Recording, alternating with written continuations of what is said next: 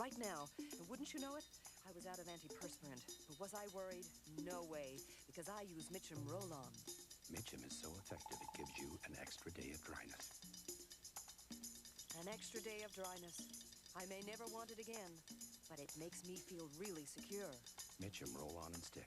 So effective it gives you an extra day of dryness. With Mitchum, I feel really secure.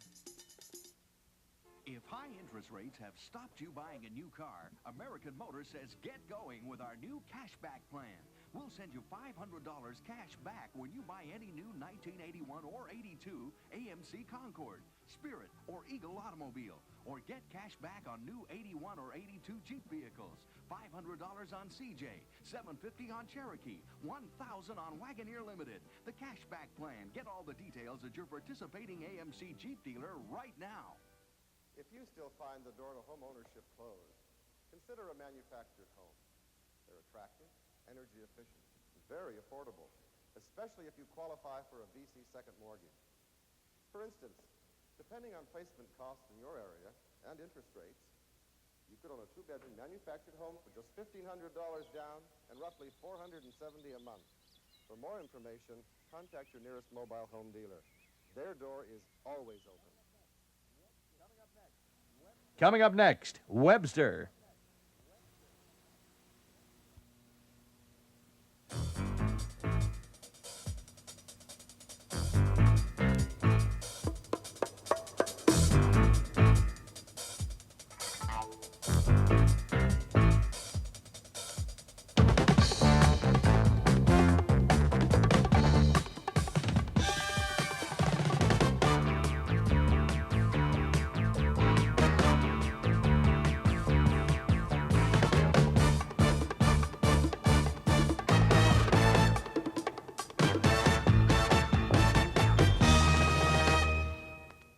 Good morning. The nation's business is paralyzed by the Tory boycott of the House of Commons. This morning we're going to be talking to Paul Cosgrove, the Minister of Housing, who undoubtedly will bewail the fact that his magnificent new housing plans are being held up by the vindictiveness and the stupidity of the Conservative Party. He hasn't told me that yet, but we'll ask him if that's what he thinks. And then we're going to find out this morning where the NDP stands, if anywhere, on this paralysis of the nation's business. And we've got Ian Waddell here to give us that view. And you can't pass a day now without a Tory MP on the hustings, defending what many people think is their arrogant action. And this morning it's Bill Clarke of Vancouver Quadra. But first I'm going to talk to Paul Cosgrove. He's in Ottawa, I'm on the West Coast, after the break.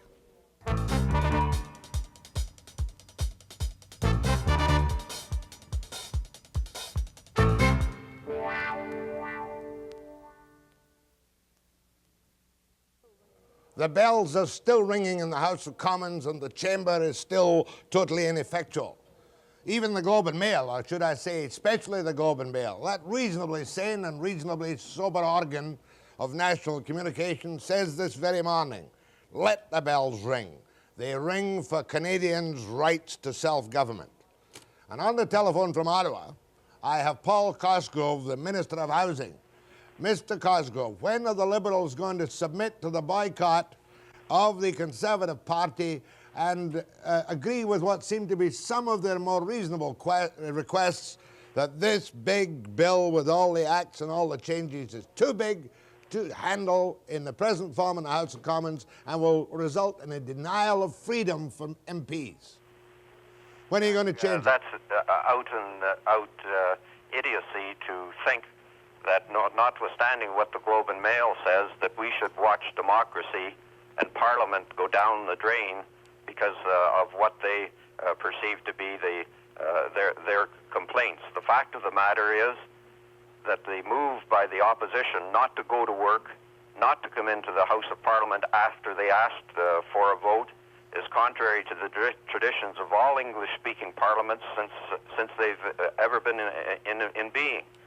And the dumb thing is that even if there was an election, and no matter which party wins or which one loses, which is the government and which is the opposition, whatever opposition comes in, if this thing that the Globe and Mail says is right is given any credibility, then the opposition that next comes in could do the very same thing. So what you're dealing with is tyranny. And if that's what the Globe and Mail says is good for this country, God help this country. The tyranny of the Tories, you would say. Now, I recognize well, Mr. Cosgrove, I'm not a neophyte, that the Nielsen gimmick is just that. The refusal to go back on a motion to adjourn is a gimmick. But is there not a stage when Lamoureux said in 71, omnibus bills are a threat to freedom in Parliament, and one day somebody might have to chop them off one way or another? The government, though, Jack, said that we were willing to split the bill and we were willing to deal with it in separate parts. But again, when you talk about the gimmick, then you mustn't forget that the former House representative of the Conservatives asked that the bill all be put in one place, in one omnibus bill. Michael Wilson, who was their critic prior to Christmas, said, we can't have you put that in separate parts because we can't tie them together. It would be a way of sneaking legislation through and by us. And so we agreed to put it in one bill to suit their purposes. Now that we've put it in one bill and they don't want it, we've agreed that in return for them setting some reasonable limit for debate, we would split it back up. But no matter what we do, they turn around and use this gimmickry. Oh, I'm aware of the contradiction between Michael Wilson and Harvey Andre. But the fact remains, with this stubborn situation, something has to give. Or will we then face the possibility of a general election? Well, I'm not willing to see the democratic process go down the tube because of Mr. Nielsen.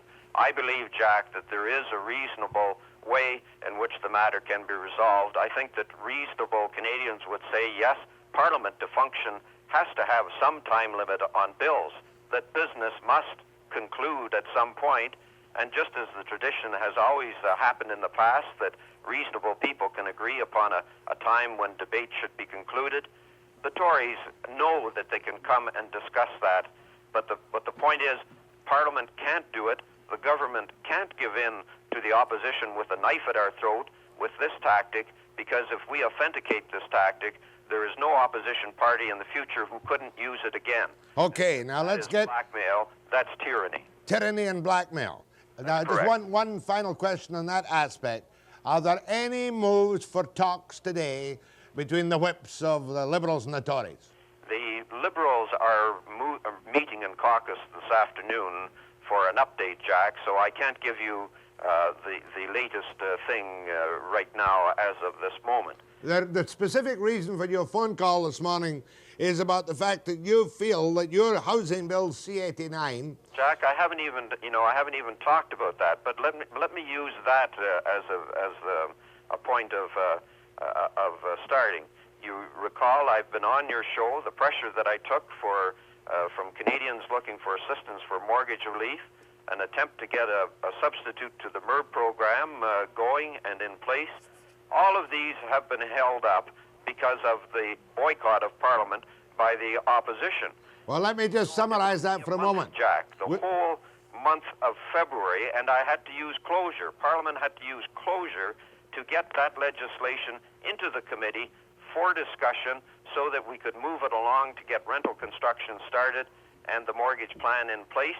The very afternoon that we started to study this in committee, the vote was called for the adjournment by the Conservatives. But Mr. Shows you just how interested they are in the average Canadian and the problems that are being faced by Canadians. Mr. Cosgrove, the bill has been in the House. It's been referred to committee stage, and I'm talking about your bill C-89. Yes. Why don't you call the committee meetings and carry on with them? I was in the committee meeting. I was there the day after the bill was sent there by the House of Commons, and the bells rang, and we were asked to go into the House to vote on a motion called by the Conservatives. They can't have it both ways. In other words, physically be in two places at the same time.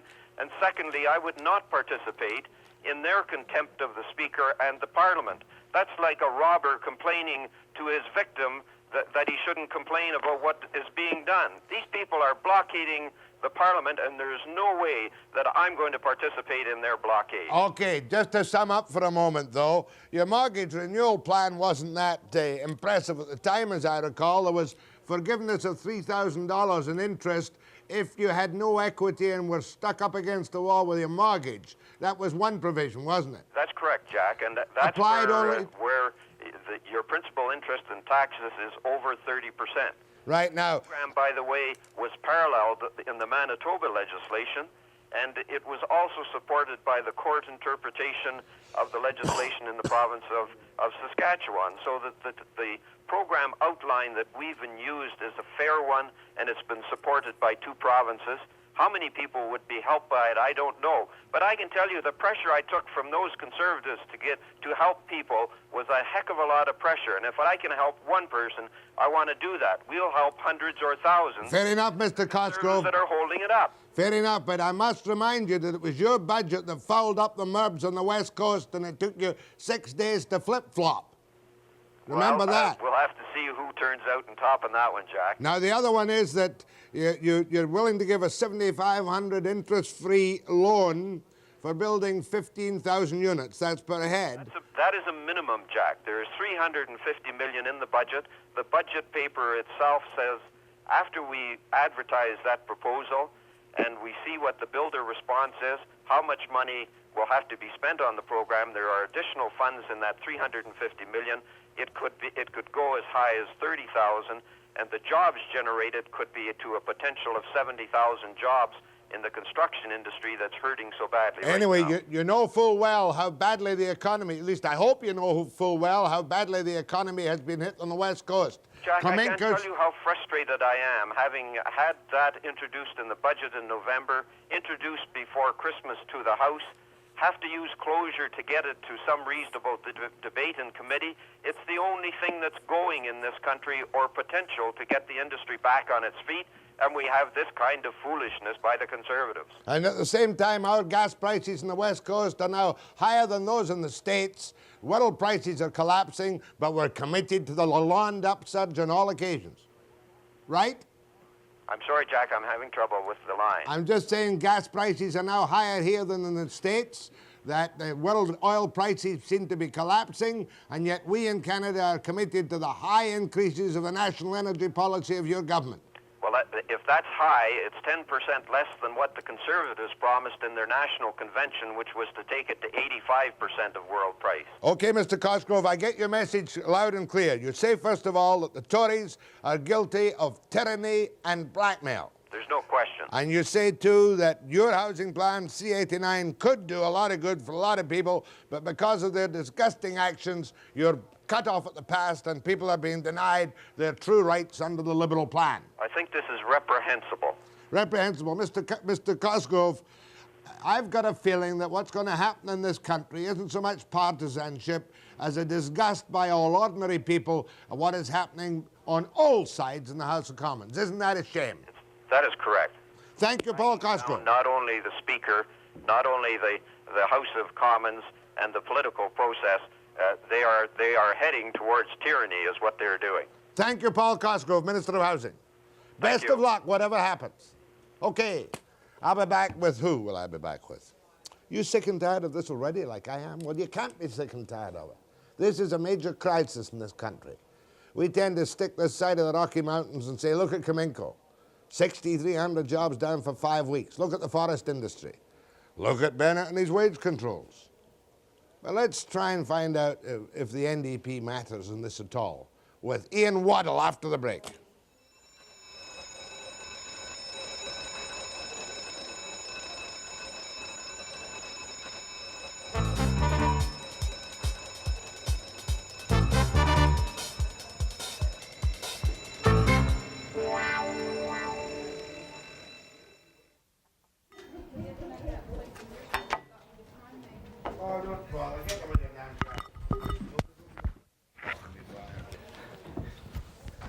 How does Locke feel about that? I don't know how he feels.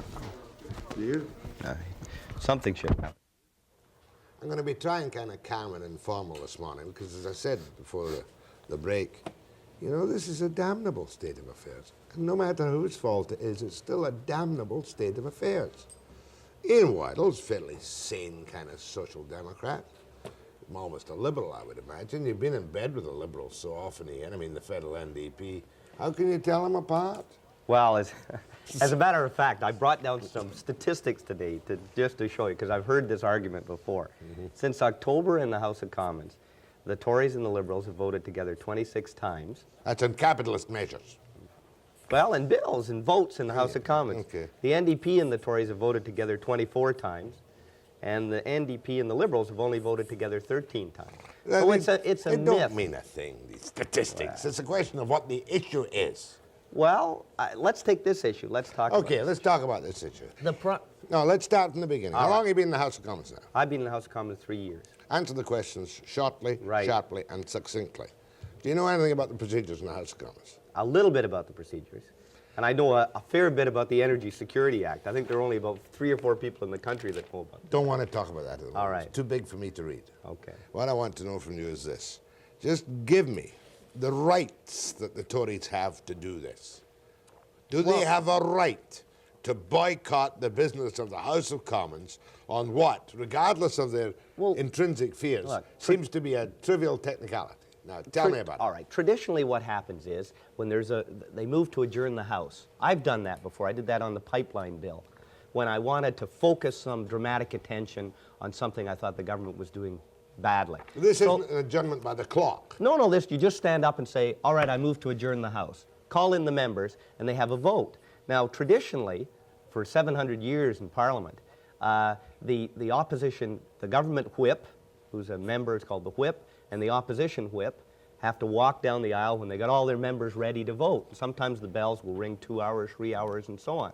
Then they'll get together and they'll vote to adjourn the House. Usually the government wins because they're the majority.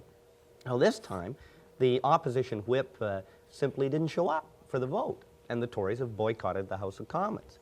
In other words, motion to adjourn.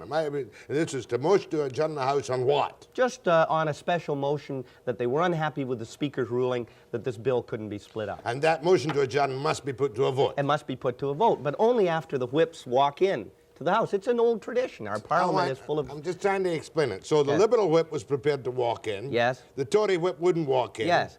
So no vote, nobody there. That's right. Business stopped. Stops, dead. So until the Tory whip, who is who? Bill Kempling. You know that kind of big, rather chubby fellow that sits on the camera there when you see him? Makes me feel thin. Looks a bit like you, doesn't he? Does not. Who's the Liberal whip? Charlie Turner. Don't know him. Former railway engineer. So until Charlie Turner speaks to Bill Kempling and they meet at the door of the House of Commons, the business of the House cannot go ahead. That's right. Now, we're not in that. I know, thing, you don't matter. The NDP, well, we have a matter. role to play here, and let me just say what I think are... Mediator. Well, look, Jack, you just said yourself a few minutes ago. We've got, this province, we've got 200,000 unemployed. Forestry industry's down, fish down, the announcements of Cominco layoffs. You know, we're almost in a depression in Canada, and here we are in Ottawa ringing bells, playing games. You heard Cosgrove here. He's not going to budge an inch. You'll hear Bill Clarke here, and you heard, what's his name, Huntington yesterday, who said they're not going to budge an inch. You know, the government of the country's got to go on. We've got to, I agree that this bill should be split. I think Lalonde, the health minister, or the energy minister, was being too clever when he said, we'll split the bill if you give us, if you allocate the time, give us closure. Give us time. Yeah. And Harvey Andre, make no mistake about it, there are a lot of politics here. It isn't all principle. Harvey Andre wants to save Joe Clark's hide, because he's a Clark's loyalist, and Clark is in trouble. And secondly, Harvey Andre wants the grants split off this bill, these $6.5 billion to the oil companies in the next 5 years. He wants that given right away. Then he wants to oppose all the other provisions that deal with helping Petro-Canada, fuel Petrol standards. ownership charge, retroactive taxes, 76-page bill, 9 different amendments, 4 new acts. That's why I think I agree. I think it should be split up. And the Conservatives are on a cross in that, I mean, Crosby's a classic case. He must vote for the corridor through Quebec by federal authority to get hydropower from Newfoundland to the States. Yes. He must vote for that. But he cannot vote for the petrol ownership charge of 24 cents plus 4 cents, whatever it is. So therefore, he, with this massive omnibus bill... That's not entirely unusual. You know, you get that in any bill. Sometimes you like parts and you don't like other parts. What the bill does, it sets up grants to industry, It sets up Canadian ownership. It sets up taxes. You know, the real issue is being obscured in this thing. What's the real that? issue you mentioned a few minutes ago to Cosgrove there, and that is that we now have higher oil prices than they do down in Seattle, down in the States. But that ain't going to change no matter what happens. No, but that needs to And be... you voted for the that national needs to energy be- policy, didn't you? I never voted for the national energy. Didn't the NDP support it? No. Did you vote against it? Yes. As a body? Yes. As a phalanx? Yes, sure. The reason But you support Petrocan. I support You support the Petro-Canada. buying out of the American and other interests in this country. Yes, so do the Canadian You support the petrol people. ownership charge. Yes? You support the extra 24 cents a Oh, gallon. no. That's the... Wait a minute. You're getting a few things mixed up. What we support is making Petro-Canada the predominant oil company in Canada. I mean, no other country in the world has foreigners controlling their energy industry. But can we So afford to buy it back at the moment and Sure. slap up prices? Well, you say sure? Well, you gotta be careful. You're talking about slapping up prices. You're slapping up prices on a number of different ways. You know, a lot of this money is not going to Petro-Canada. It's going to the government to reduce the deficit. It's going for other programs. All right, let me be a Tory for a moment. All right. The Tories say that this is part of Trudeau's plan to nationalise the oil industry, give Petrocan the edge and everything, and they say all these billions of investment to buy out that foreign oil company. Petrofina. And Petrofina and Petrocan has not produced a barrel of oil, but has, of course, vastly increased the tax load on Canadians. The Conservatives are angry in the sense that they don't favour Petro-Canada. They want to disband, it seems to me, Petro-Canada. That's what they say. Yeah. We want to expand Petro-Canada. We would like to make it the predominant oil That's company. where you're in bed with the Liberals. Well, let me remind you that the Liberals, Petro-Canada is not the biggest oil company in the country. Dome Petroleum is, Nova Corporation, Husky, there are bigger companies. What Canadianization means for the Liberals is to take it from the American private industry to the Canadian private industry. Dome Petroleum, a big Canadian oil company, has struck it rich in this bill. Listen, we've got off the subject altogether. All right.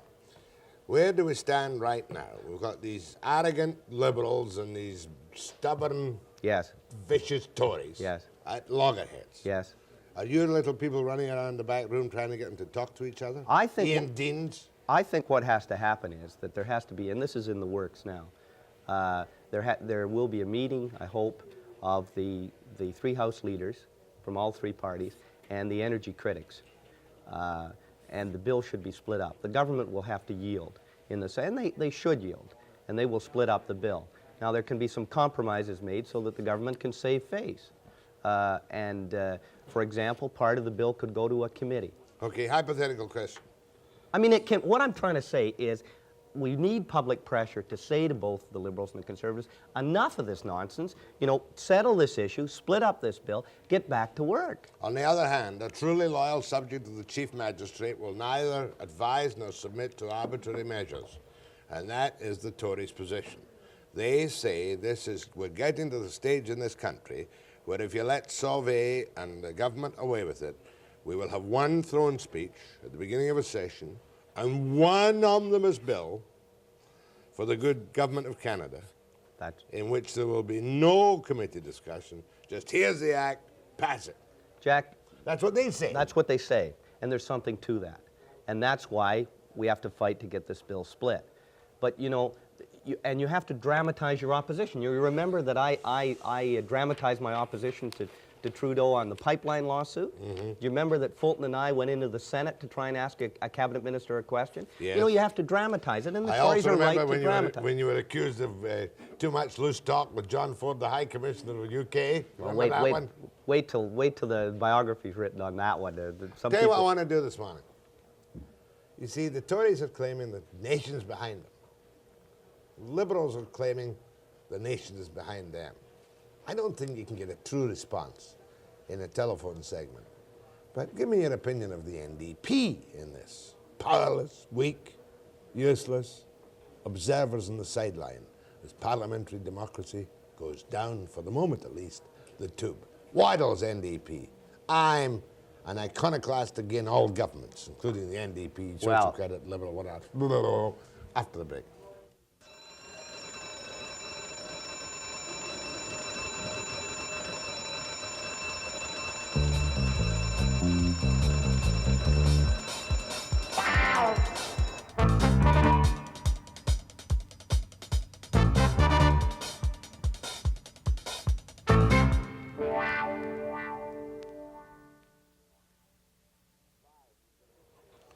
But could the Liberals survive with their history of arrogance and the intense dislike of Trudeau, at least in parts of the west of Canada? Can they survive by standing back and saying, no, the Tories are blackmailers, boycotters, dreadful people, they're on strike?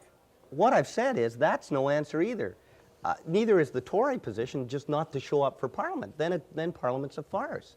So, I mean, you've got two extremes. Well, the Speaker could call a vote. Well, then the Speaker would be in trouble. Why would we? Supposing the Speaker just came in today and said, okay, bell stop, we're calling the vote. I think the Speaker would have to feel that there was some support in the country for that. And I think it may be a bit early, it might be a bit early for that. Well, you go to see the GovGen socially and professionally. What do you think Schreier would do? Well, I don't think he's got a role in this. We're not talking about an election. We're talking about a procedural dispute in the House that will ultimately be solved. I've got a nasty feeling about this one. Just an uneasy feeling. Okay, to Ian Waddell, what do you say? Go ahead, please. Good morning. Good morning, ma'am. I think the behavior in the House of Commons is so puerile, I am really terribly discouraged. The NDP have taken a very low profile on this, and maybe that's their strategy. But I think the Tories should have their pay docked for every day that they do not appear because the bells are ringing. And I have a message, if you take it back, Mr. Waddell, to Joe Clarke. Ask not for whom the bells toll. It tolls for Joe. Very good line from John Donne.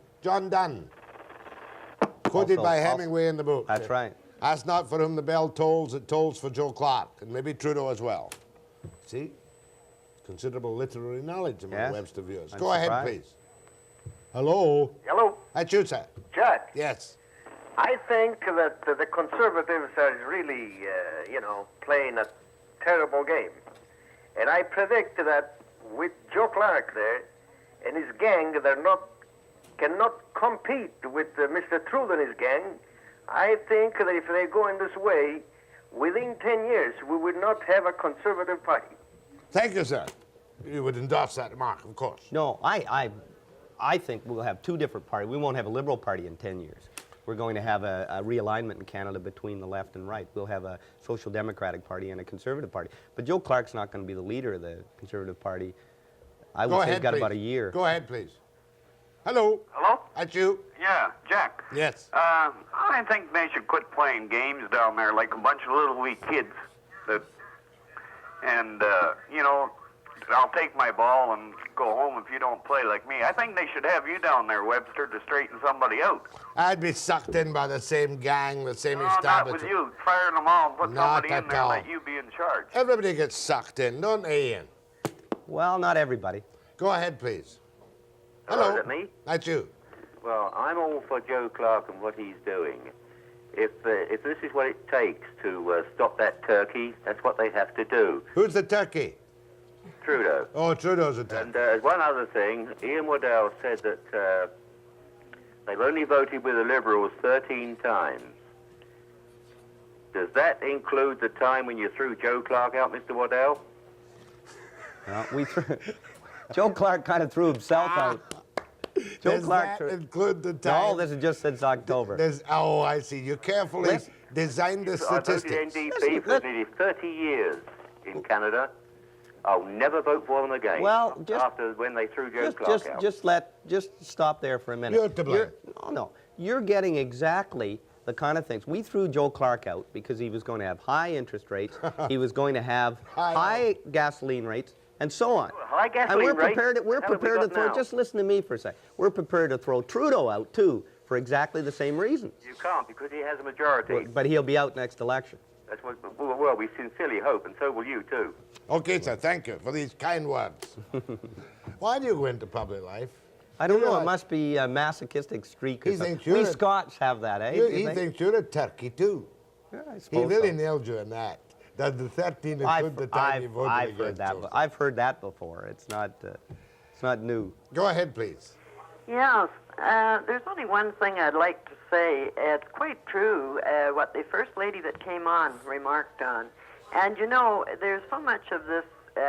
Just give an instance. If you were in a position and you didn't like what was going on, and you walked out and said, I won't come back until you come to my terms, you know where you would be, out.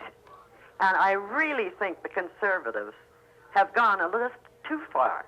And really, if they can't stand a government, and they're supposedly the opposition, their tactics are really, I mean, I do believe that it's to save Joe Clarke. And as far as I'm concerned, he should never been in anything. The reason he's fighting so hard, because he's never worked in anything. He couldn't do a job because he knows nothing. Well, Trudeau never held a position for anything but politics. And I do think that's a very poor show for the country. Thank you, ma'am. I was just going to point out that Trudeau never really worked anything either, did he? I want to say this, Jack. I felt that before this boycott, we were starting to make some progress in the House in nailing the government on interest rates. They were starting to back away from the American interest rate. And I feel that one of the unfortunate one of the unfortunate dilemmas we've got now is that we've got this great dispute where people are saying, are you for the Liberals, you for the Conservatives, and we're forgetting the real things that we got to do in the country. Well, maybe Trudeau should nudge Sauvé to call the vote. Well, you would go back, wouldn't you? I'd go back, yeah, and vote. But the NDP would go back and vote, wouldn't it? I think so. The problem, though, however, is I think it would be better if we can work it out by an agreement. I think we can. I've already said that. I've called for a meeting of the House leaders with the energy critics. I've got some proposals how we can divide the bill. It's not impossible. You've seen labor disputes. I know. It's not an impossible thing to do. Don't try and sell me on how you should divide the bill. The decision's got to be made between the Tory whip, Bill, what's his name? Bill Kemplin.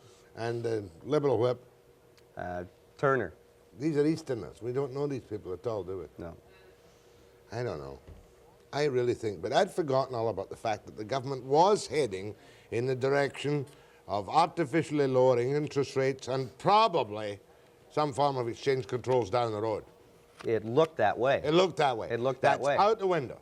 Well, now we don't know. That's gone. And we've lost the ability to have the question period, to keep pressing them, to have our private members' bills, and to have our opposition hours and so on. And that pressure is off now. Well, look, I want you to stay around for a little while, but I want to interview Bill Clarke next, and I don't want you to hog it. Now, do you understand that? I'll let him speak. I'm the Speaker of this House. Yes. And the bell's ringing for a commercial. Yes, Your Honor.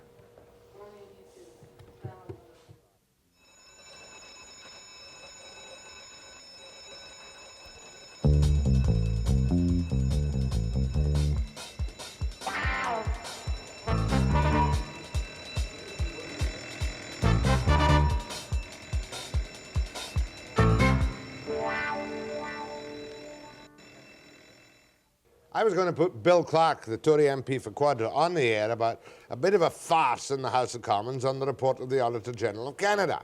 We won't have time to do that this morning, but you can give me the basic facts because you can't ask any more questions about it because you are one of those boycotting the House of Commons. Yes, but we're not boycotting committees, Jack. But you're a guilty man in boycotting the House of Commons. No, just as guilty as the Liberals. They don't come to committees, and that's where a lot of work is done. Well, you heard what Cosgrove said this morning. When the bell rang, they had to leave the committee, and they can't go back until the bell stopped. Well, that was last Tuesday, and he's had an opportunity several times to go to committee since then with his bill. Can you have committee when bells are ringing? Yes. You can? If you have enough members of Parliament. Oh, the Liberals are boycotting the committees. How many questions have you asked on the proceedings of the Auditor General of Canada to the House of Commons? In the House of Commons, very few, but on the order paper, I think it's about 212. How many questions have been answered by this government? About 15% of that. About 30, I'd about say. 30 of 200. Yeah. That's big stuff. Is the operation of the government financially still the old scandal it used to be with horses on the payroll? I don't think it's that kind of scandal anymore, Jack, but there are systems problems now. In other words, the government's so big that you can't really go in and isolate individual problems. There's one lovely statistic in your stuff here which says that to print 900 million copies of everything a year costs how much? Oh, $50 million. $50 million, yeah. We pay $50 million for Xerox copies in French and English of 900 million documents. That's appalling, isn't it? You'd wonder how we got on without photocopy machines. Well, let's leave the Auditor General's report right now. You're not a supporter of Joe Clarke as Prime Minister, are you? Oh, yes, very much so. Have you always been? Yes. Mm-hmm. You're with him all the way? Yes, ever since he became the leader. I mean, I'm a leadership man first and foremost, but I happen to think that Joe Clarke is a man of steel and has done an excellent job and has led the country on a number of major issues, like the Constitution and like this one we're in right now. Let's give him credit. He was the guy who forced them into the court on the Constitution, and he deserves the credit for the televising of the committee, for the having of a committee on the Constitution. I mean, he stood there alone in October 1980. He certainly deserves credit on that one. But this particular crisis must be a godsend to him. Surely it prevents any public questioning of his leadership at a time when we all know that the Crosbys, the Mulroneys, even the Blakeys and others are desperate to cut his throat from ear to ear. Well, I don't see how anybody can suggest that, Jack, because the very people who are supposedly against his leadership, and perhaps for their own, and I won't even get into that aspect of it, but they are the ones who are supporting the party's position now. I mean, Joe Clarke wasn't even in Ottawa the day that this strategy was devised or introduced in the House of Commons. Oh, you're telling me Joe didn't know about it? I'm not saying that. I'm saying he was in Toronto on other business. He came back on the following day for another caucus, and it was agreed that this was the route that we would be taking. Had the caucus agreed before he came back? Yes. They had? Yes. Oh, I can ask Joe on Friday morning if this was done without his primary approval. Well, when he's away, somebody else has to be in charge, and action has to be taken at times. Nielsen is a rough character, isn't he? He's a very firm man. Tough man. Yes, tough man. Yes. And it was his gimmick. I guess so. Okay, you justify for me in your own words why this is justified. To paralyze the business of a nation, to effectively stop, or to stop effectively the work of the House of Commons, at a time when, as you know, we're in a miasma of confusion and despond over the economy. Just you take it from the top and tell me how you can justify boycotting the House of Commons, going on strike and still collecting your pay. Well, as I've explained, Jack, we're prepared to do any other business of Parliament. We'll go back to the House of Commons. All the government has to do is change the orders of the day, and they can do that in a snap of a finger. We'll invite them to take any other action, such as have an election or whatever. We're there to man the committees, and I, as chairman of the Standing Committee on Public Accounts, had a meeting, convened a meeting, the regular meeting last Thursday. We had the Auditor General and 2 of his deputies. We had the President of Atomic Energy of Canada Limited and 2 of his vice presidents appearing before the committee. But we had no quorum because not one Liberal member turned up, and we must have Liberals there. There were 7 members of the Progressive Conservative Party. That's our full complement, and there was representation from the New Democratic Party. No Liberals. So we had to have 1 Liberal, and we could have moved. All right, now you're saying that all the Tories have, all the Liberals have to do is to change the order of the day, call back the budget, or any other bill they wish. Any other bill. But what are you going to give them in the way of a face-saving exchange? They must be allowed to save face, because you are insisting that this massive bill, 76 pages, 9 amendments, 4 new acts, retroactive taxes, it is a horrifying bill. Oh, yeah. What face-saver will you give to the Liberals if they do that? Will you give them closure? Well, reasonable time limits? They've got closure. I mean, Harvey Andre's analogy was quite a good one, I thought. He had offered last December to suggested that they split it in a certain way and that we would be able to give quick passage to certain aspects of it because we agree with some parts of this energy bill. The grants to the oil companies. Well, I guess that's one of them. $5.5 billion. But we don't agree with this bill giving the right to the cabinet to increase the fuel tax from its present 28 cents a gallon to $1.70 a gallon without ever coming back to Parliament. And no thinking Canadian who believes in democracy should agree that we should accede to that request. You say it's in the bill, they would have the power by order in council to go from 28 cents a gallon on the national energy, is that the POC tax, petrol ownership charge? Yeah, that's the one. Is that right? Canadian ownership charge, up to $1.70 a gallon. That's the figure. Yeah. That's to bring us to $4 gasoline by 1986. Whatever. Is that correct? With no further debate. No further debate. Right. And we don't think that's right, and there are a lot of other things in there that we don't think are right. And that's retroactive taxation. Yes, some of these taxes are going back to May 1979. So therefore you say this is such an arrogant steamroller of the eminence grise, Mr. Lalonde, that he must be stopped. Exactly. Do you want an election on this issue? Well, we'd be prepared for it. I don't think the government will admit to that. The Liberals don't want an election now. You would go to an election on an issue of boycotting the House of Commons because of their arrogance? No, on the issue of protecting democracy, on the issue of their arrogance. This is a totally undemocratic bill. I don't know if you've heard or seen the words of Senator Forsey. Yes, I have.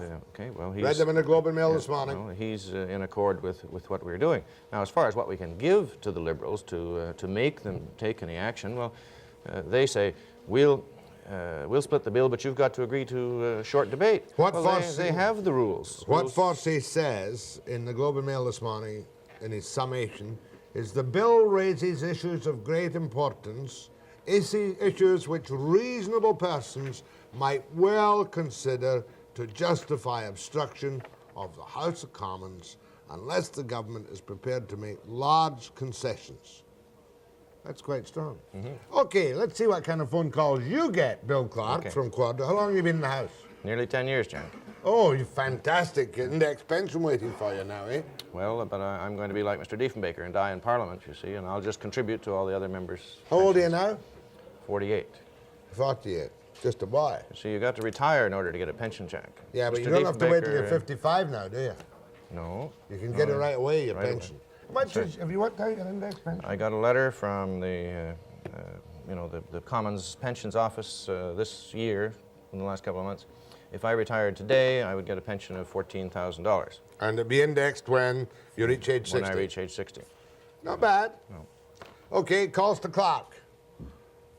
Bill Clarke, Quadra.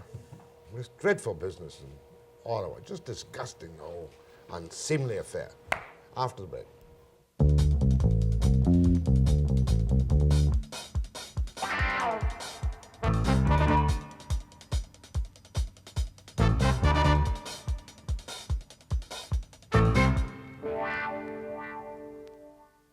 Didn't know you were still alive.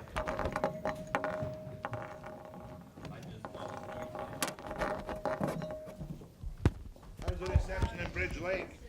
This will be the mic he's using. This will be the mic. If I ever get it on. 1 minute. 1 minute. You want these two there? Who's that with you? Your boy. Sit down there, other God. How's Jack? He's still practicing law? Partner. Big shot, eh? Yeah, it's disgusting.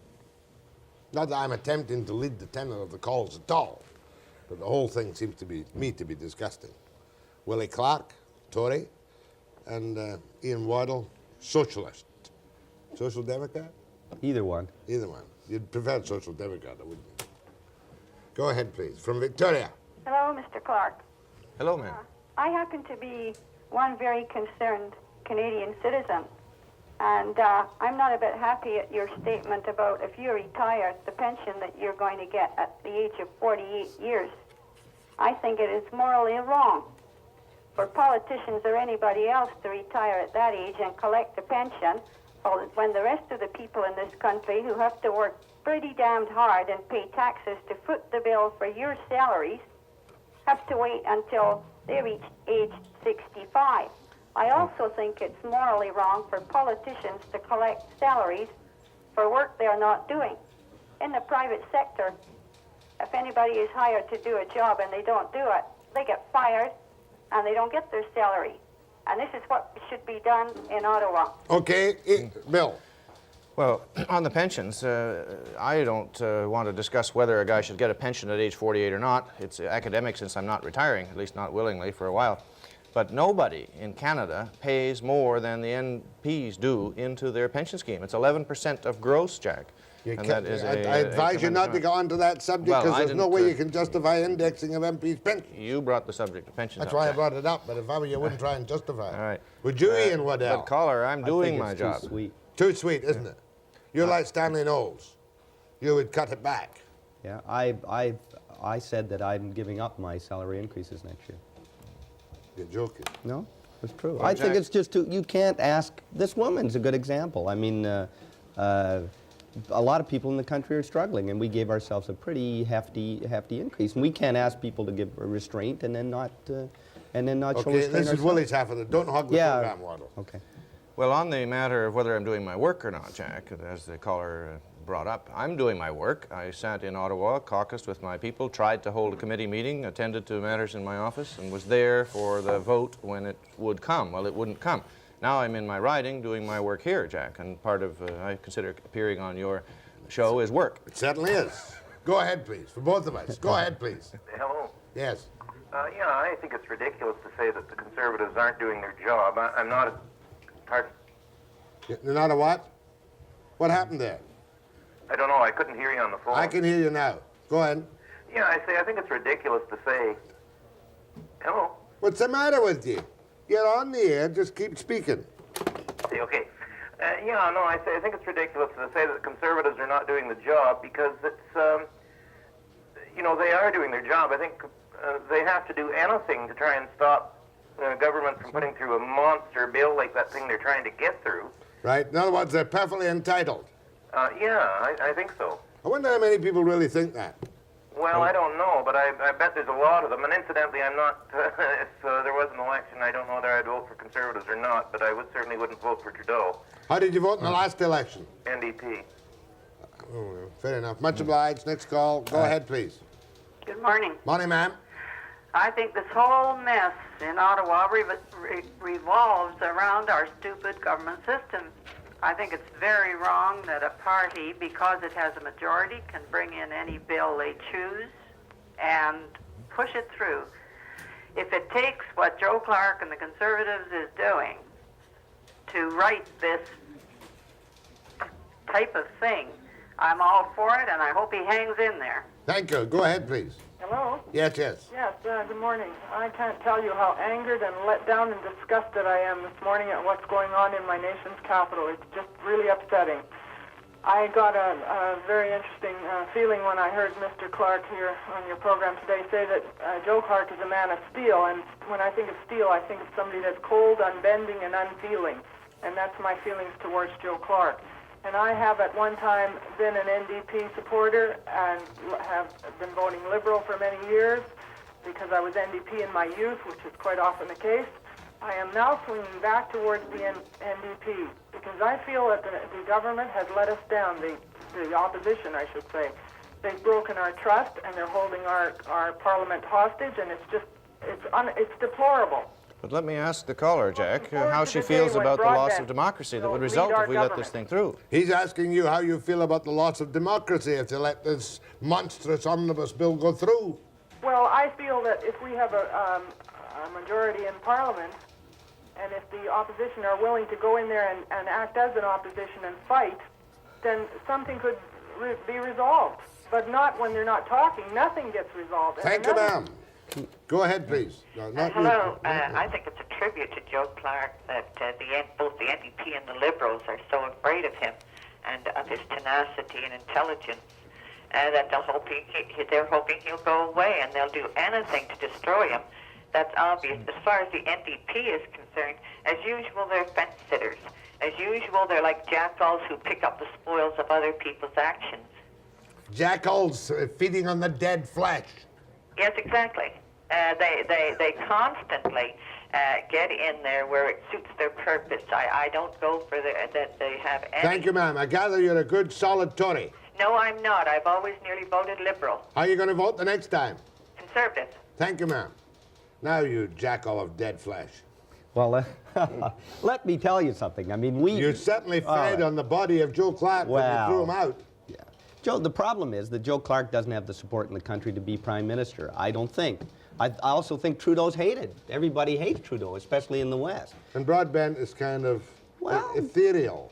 Well, I don't know. I personally think Broadbent's a good leader, but it's up for the people to decide. But I want to make 2 points here that we should be careful about. One is that this bill includes taxes in the bill. The reason it includes taxes in the bill, there was an agreement with the Western provinces to apply these taxes. Yeah, I mean, this is for Western resources and prices for Western resources. I mean, the bill should be split up, yeah, but it's not the worst bill in the world, you know. I mean, it's not like you're putting you into concentration camps or things like that. It's applying taxes that were agreed between Alberta and Ottawa. I mean, with a Tory government in Alberta. The second point is, if we have an election now over this, you know who will be leader of the Liberals? Trudeau. And we'll never get rid of Trudeau if we have another... Do you really think Trudeau might stay? I think he wants to stay in. I would like him out of there. I'd like him to get the Constitution back and then leave for the good of the country. We're not going to lose Trudeau. I think we're going to keep all the same leaders for the next election, whenever that happens to come. But I mean, I can understand Ian's comments. The NDP voted in the House of Commons 2 years ago to get rid of Joe Clarke and to support Trudeau, or to bring him back. Oh yeah, they resurrected him. No, we didn't. We voted against Joe Clarke. Yeah. And we voted against those policies. Knowing the result. And the people of Canada rejected the policies. With 2020 hindsight, don't you think you made a mistake? No. After the break.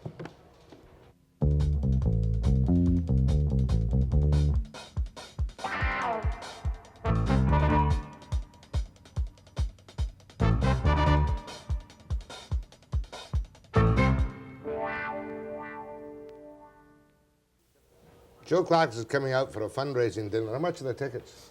$150. $150? But Mr. Trudeau will give you a $110 tax rebate. Oh, this is Thursday night, isn't it? Thursday night this week. Hyatt Regency? No, Vancouver Hotel. Vancouver Hotel, wrong hotel. Oh yes, it is Vancouver Hotel. Well, it's going to be on here Friday morning. I understand that, yes. Should be good. Should just be excellent. So it's good fun. Next one. Where am I going? Courtney. This is Ian Waddell of the NDP. This is Bill Clarke of the Tories. I'm an independent, honest person in the middle, no slurs or innuendos, who's disgusted with the thing in Ottawa. Does it really matter? I suppose it does. Courtney, go ahead, please. Yes, I'd like to address my remarks to both Mr. Waddell and Mr. Clarke. I think there's only really two ways we're ever going to get rid of the irresponsible and incompetent Liberal government we have in Ottawa at the moment. One is for the two, both the NDP and the Liberal and the Conservative, to work together to get rid of them. The other way to get rid of the French connection in Ottawa is an unfortunate one, but it's to hope that Quebec separates, therefore foreigners won't be able to hold power. That will throw Trudeau out. Thank you. Well, Jack, the NDP have shown that the only thing they hate worse than Liberals is progressive Conservatives. So I don't think the caller's suggestion is probably going to wash. No, they hate the progressive Conservatives more than they hate the Liberals. Okay. Don't you? I talked earlier about trying to get a realignment in Canadian politics between a Conservative party and a Social Democratic party. Left-wing party. Yeah, and I hope that will come, because the problem right now is that the West is not really represented in the government of Canada. I think Bill and I both feel that.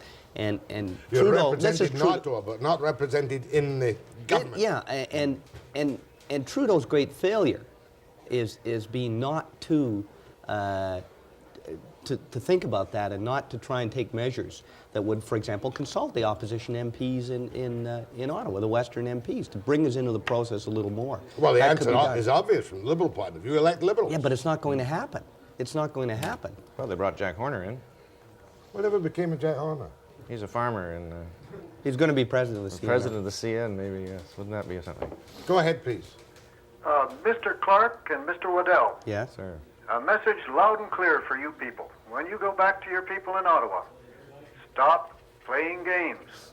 If our basic freedoms are in jeopardy, as you say, Mr. Clarke, then clearly ringing bells is not enough. If you are playing games, get to work for our poor citizens. And Mr. Clarke, just one question for you. What about these rumors that we're hearing increasingly over the past few days about civilian detention centers and concentration camps? Do you know anything about it? I know that in May of 1980, the Cabinet, without consulting Parliament, passed the Emergency Measures Planning Order, which authorizes a whole lot of things, but it authorizes the Solicitor General of Canada to establish internment camps in Canada. To your knowledge, have any of these being built? Not to my knowledge. I've heard that they have, but I don't know to my knowledge. Because I heard an irate farmer talking to Flora MacDonald when she was interviewing people about the economy back in December, saying that he thought he knew, and this disturbs me a bit. It disturbs me, too. Thank you very much. Emergency Measures Planning Order. It's an order whereby if there's a nuclear war or if there's something like that, the government would have power to do a lot of drastic things. Is it a reasonable order? It's an order that needs to be reviewed, but it's given the circumstances of an emergency, I don't think it's unreasonable. Yeah. How about approval of Parliament, though? Well, of course there should be approval of Parliament and so on, but I mean, you're talking about a nuclear war or some great, tremendous emergency. Has this been approved by Parliament? No, it's never been brought to Parliament. Never brought to Parliament? No, it's been, as I understand it, and I'm not the justice critic on this, but as I understand it, it's been tabled by the Solicitor General. Well, it's been gazetted. It was in the Canada Gazette, and some concerned people picked it up, asked me about it, and I scouted around and found out what was actually Go ahead, happened. please. Good morning. Morning. As I see it, the Conservatives have exercised their option to abstain from voting, and the rest of the House should go ahead and vote. I would like Mr. Clarke and Mr. Waddell to both comment on that if they desire. Well, I think you're right, caller, that the government whip could walk in there and the Speaker could take the vote without the opposition being present. But I think it would be a worse abuse of Parliament if the allowing of the bells to ring is indeed an abuse, then taking the vote without the opposition present would be a worse abuse. That's all I can say. I'd rather have a settlement of the thing. Sure. I want to. Can I add something here, Jack? I want to say why I think the Conservatives have really done this. It goes back to this old Didsbury by-election where a separatist was elected in Alberta. And the Conservatives in the House of Commons, were, especially from Alberta, were really shattered by that. Because a lot of these voters were their own supporters. And they were saying to the federal Conservatives, look, you can't do anything for us in Ottawa. You can't get anywhere.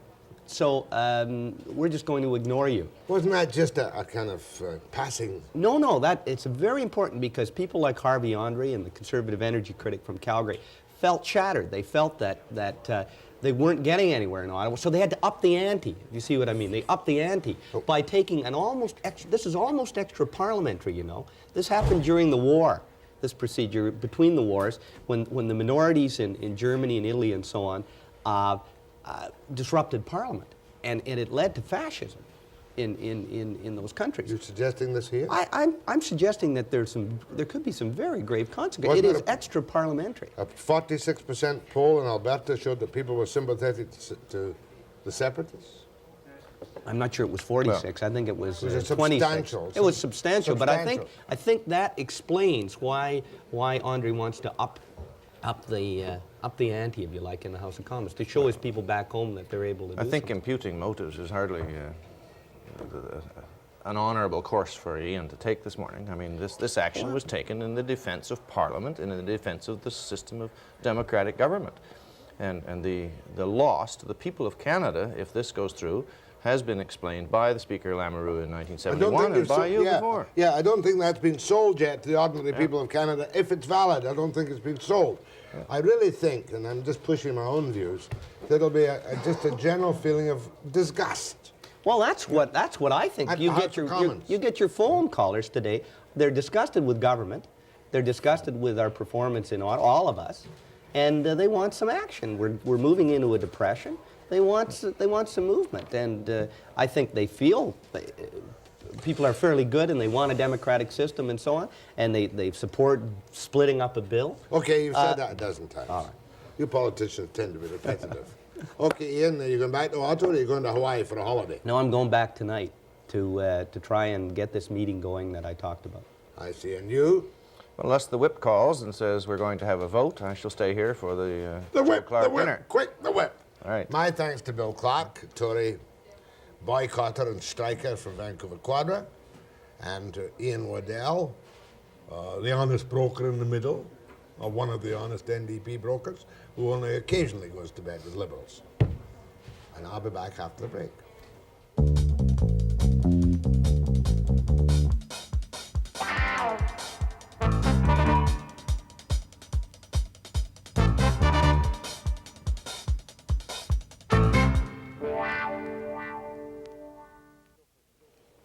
I just get so frustrated on these House of Commons things, this particular crisis, because you can't really measure yet what it is precisely.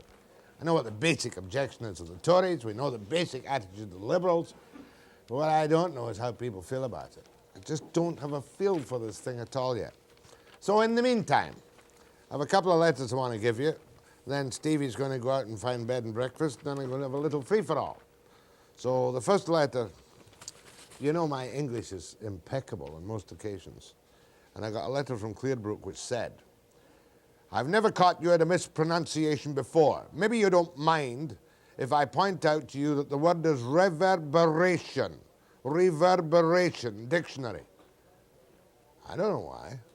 Don't I always say it? Or reverberation? Is that not right? And then I've got a letter here on the Skagit thing, which still haunts me. Remember the time I had Dr. Tom Perry on and Ray Williston? And I got this letter, which is justified. Ray Skagit, you did not do your usual fair and judicial job. Ray Williston is a very wily old politician and made a good case. Dr. Perry did not get his share of the discussion as he was interrupted by both Ray and yourself. And then a little laugh. Is it possible to have a laugh this morning? Dear Jack. Where's Dear Jack? Dear Jack. Dear Jack. After hearing you say the other day that I never smoke or drink, I thought I'd send this little item to you. He was a very cautious man who never romped or played. He never smoked, he never drank, nor ever kissed a maid. And when he up and passed away, insurance was denied. For since he hadn't ever lived, then how could he have died? It's quite good. Isn't it, Stevie? Good one. Before you do this B&B thing, before you do it, Yerko is getting Yerko's wife is getting phone calls, and what is it? Just a few minutes ago, I got a call from Bill Yerko in Ottawa, and his wife has been getting calls from Vancouver regarding the fellow who was on the show yesterday complaining that the Mounties had been to visit him after sending that letter to Mr. Yerko in Ottawa. That was Laurie Ludlow. Laurie Ludlow, that's right, yeah. So people are phoning Yerko to complain. So Mr. Yerko's a bit wondering what's been going on, because we called him yesterday and he couldn't remember what the letter was about. He's a bit miffed. Yes. Okay, Steve will take his cue now for B&B. Well, remember, Jack, we got a call about a lot of people in the Lower Mainland want to start bed and breakfast operations as an option to hotels, and there's a catch-22 situation where they can't do it. It's against the law, and there's no licensing procedure to allow them to do it. Jack, the Ministry of Tourism is expecting another big season this year, that despite our faltering economy. But this year there's bound to be a difference. People want places to stay in that are cheap. Bed and breakfast rooms and private homes are especially popular with European tourists. But there's a catch. Private homeowners who take in more than 2 paying guests are breaking the law. But the marketplace says otherwise. And more people are opening their doors to the tourist business. They are cropping up all over. They can be found in neighborhoods like this one on Vancouver's west side. Bed and breakfast here costs $35 for 2, $20 for 1. Or for about the same price, you can stay in this Heritage Award-winning house in Delta. The money Joan Hoare makes goes back into restoring the old house. Hi. Joan Hoare. Yes. A beautiful house. Chilly though. House. And I can stay here this summer if I want to. Of course you can. Now, how many bedrooms? 5. 5. How much for a room? $30. And I get for that? Bed and breakfast. Bed and breakfast. Mm. Is this new for you? Have you done it before? I did it last year. Popular? Well, I was away most of the summer, so when I was here, it was really nice. European, North American guests, or? North European usually. Oh, they know all about this sort of thing, so they seem to be finding out. How do they find out about your house? Well, the bed and breakfast people have advertised and sent flyers to Europe and England, and well, also down into the States. So gorgeous old Victorian mansion. What year was it built? 1914. 1914, so your heritage house too. You want to show me around a bit? Certainly. Great. This is the dining room in here, I guess, eh? Mm-hmm. Now this is the dining room. Right. This would be about a $600 a month studio apartment in the West End of Vancouver. Is that right? The size? Now when you bought the house, what was it like? Well, it was to be demolished. They were going to tear it down? Yeah, all the windows were gone in most of the house. The front doors are new. The kitchen was gutted by fire. You've done all this work yourself? Well, we did it as a couple, right. So what you're offering then, I guess, in a way, is some little bit of history for your guests of architecture in Canada. Oh, yeah. It's a lovely, mellow old house. It's a pleasure to eat in the dining room. Everything tastes a little bit better. This is where you serve your guests in the summertime? They can. What do you get for breakfast? Oh, bacon and eggs and toast and sausage. $30 a night? Yes. Let's go into this room here, which intrigues me. I haven't seen one of these rooms in a long time. This is a pantry. Beautiful glass enclosed cupboards. And you fixed all, and this looks like the original. Yeah, this is original. It needs sanding. Mm-hmm. And Then it's a cooler in here. We had some starlings in here this last summer, but I'll... Do you still use it for what it was originally intended? Yes. Store food and all that kind of thing? Right, Oh, yes. good stuff. And we're right next door here to the kitchen. Right.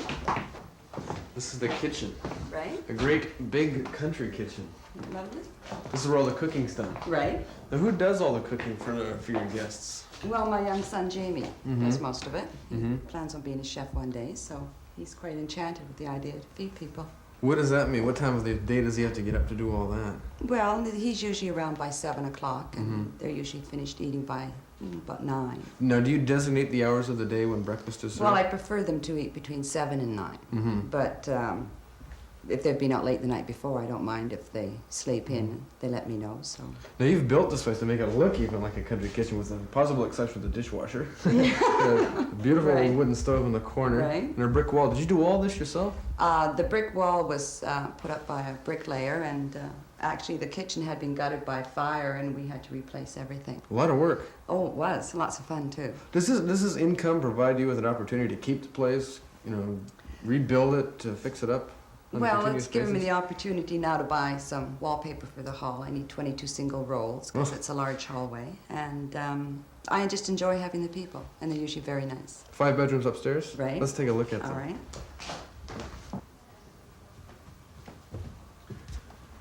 This is the famous hallway that requires 21 single rolls of expensive wallpaper. Right. Okay, now 5 bedrooms up here. Right. And the bathrooms down the hall. Mhm. And oh, this is the one. Is this the room you use mainly for your guests Right. in here? Is it? Okay. So on a day when you have guests, how many would you have at a peak, say? Any more than 2, or No, I usually try and keep it to 2. keep it down to Yeah. 2? Yeah. Right now, would that be $30 for the room, or would they Right. both pay? No, $30 for the $30. room, and including the breakfast. And this is the one you use most often. Right. And they share the bathroom. Yeah. Good, great. How would you expect to happen this summer? Do you? I expect to be quite busy. You do, eh? Yeah. What do you think? What do you attribute the interest to in this sort of thing? Well, people like the relaxed atmosphere, Mhm. and it's pleasant and it's handy, and I guess they get tired of hotels. Do you? I mean, you don't stay in the background. You take part in entertaining them and that sort of thing. If you can see that they want it, then Mhm. you suggest they can go to the park or wherever, and you have the tourist bureau books to give them, Mhm. and they sit and have breakfast at the table here, and sometimes, and it's quite pleasant. Any plans to expand the operation? No, not right now. It's enough. Right. Okay, Joan. Thank you. You're very welcome. This pamphlet was published last year. Inside it lists 30 bed and breakfast houses in the Lower Mainland. This year the directory will more than double in size and cover the entire province. But still the women who created it would like to see the laws relaxed.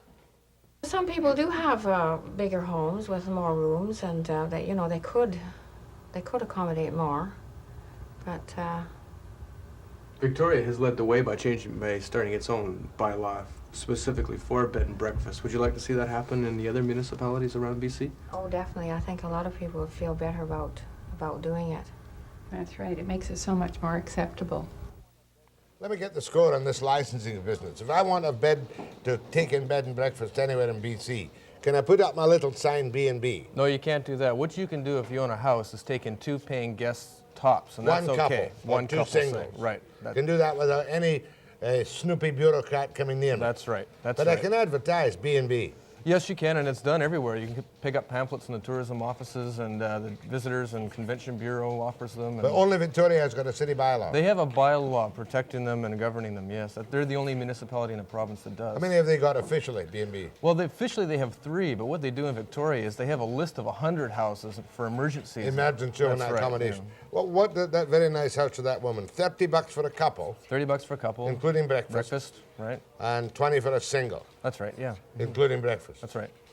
It's a lot cheaper than the fancy downtown hotels. I was talking anyway. to one of the major hotels downtown the other day, and it now costs $125 a night for a room, so you can see the difference. Gee, I'd want to buy the place for that, wouldn't That's you? right.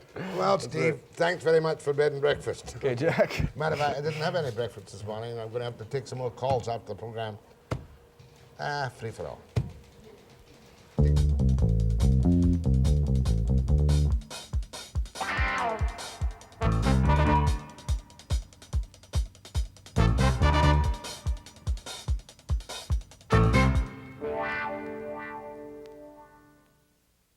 My secret ambition is to be a Donahue. Normally I don't have an audience, but I had an audience for part of the program this morning. So I'm going to do a Donahue. This is Gordon Brown from Bridge Lake, BC. Do you get me in Bridge Lake? Yes, we get you in Bridge Lake. Is it not a fact, Mr. Brown, that it's changed the cultural tone of the entire society? Yes, it certainly has. For the Jack. better or the worse? I refuse to answer on the grounds that it may incriminate me. Gordon Brown was my bank manager, what, 20 years ago? Yep. And you quit pushing pencils, and what did you do? We bought a guest ranch. Where? Bridge Lake. I just want to make quite sure you know where Oh, you're at. no, I know I'm in Vancouver, and I'm more comfortable at Bridge Lake. How's the weather in Bridge Lake? Beautiful. All of our days are the same as you've had here for the last few days, except we got about 2 feet of snow. Weren't you the Chamber of Commerce or something at Bridge Lake? Weren't you? Not intentionally. We don't have a Chamber of How Commerce. many people at live in Bridge Lake? Right at Bridge Lake, there are probably a half a dozen. However, spread out through the woods and on the lakes in our area are thousands. Don't exaggerate. I'm not kidding. How do you get to Bridge Lake again when you're driving? Go up Highway 97 to 93 Mile or Highway 24, turn east or right, and go 35 miles into the boonies. Do you like the life? Yes. You glad you quit the bank? Yes. But didn't you go into business up there as well as your guest ranch? Yes. What did you do? We've had a post plant making fence posts, and we have building supply, we have a grocery store, we have a restaurant in a building, and a machine shop, a gas station. Big community. Big operation. Jack. Oh. You're the industrial tycoon of Bridge Lake. I prefer to be known as a land baron. As a land baron of Bridge Lake. How are things though up there? Do you notice any slump in the economy? I understand that in 100 miles, the unemployment's running 25%. The Oh, mills are bad. Bad, isn't Yes. it? Well, let's hope it picks up, at least for the tourist season this summer. That's the hope. And Aren't you cattle lucky you're not a prices. bank manager now? I Trying don't to think give people loans at 18.5 to 21%? Yeah, I think they should be wearing masks. But even more difficult than that was managing some of our customers' banking. As Oh, you may well remember. You're not referring No, to any no, specific Jack, person, no, are you? no. Take a couple of calls on any subject. Go ahead, please. Yeah, Jack, I'd just like to let you know how I feel about politics Please do. and how they're handling it. Well, with the issues that they're coming up with, you know, they all seem to have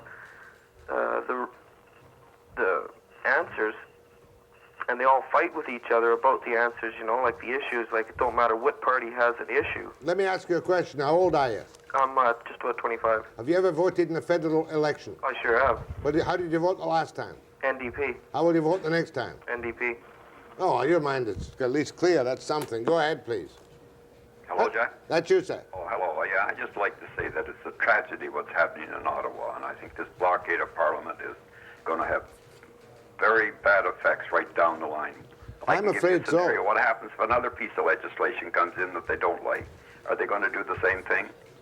The enormity of the chaos is just beginning to sink into some people, including myself, across the country. Why don't you, on issues, you take a pretty definite stand. On this one, you seem to waffle a bit. I'd like you to get outright and just come right down on something, either one way or the other. I will tomorrow. Okay, thank you very much. Because I don't know what to make of it at the moment. I really don't. After the break. Thanks, Gordon.